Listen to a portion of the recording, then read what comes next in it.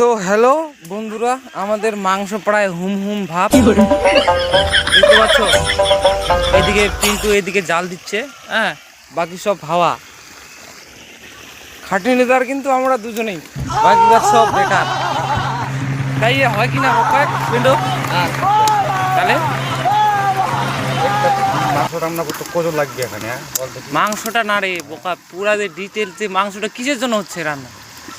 এখন পাড়ার লোকে আমাকে চাঁদা কিসের জন্য ওঠাতে হচ্ছে হবে বল দেখি? খাটনিটা আমাদেরই হচ্ছে, লোক নাই। লাইনটা যে অন্ধকারে যে মরছে লোক, কেউ কি আসছে? যে দেখতেও তো পায়, আসে নাই। ওটাই তো, হ্যাঁ, তো তার জন্যই তো বলছি। এখন কালকে যে কি বলবে চাঁদা চাইতে গেলে?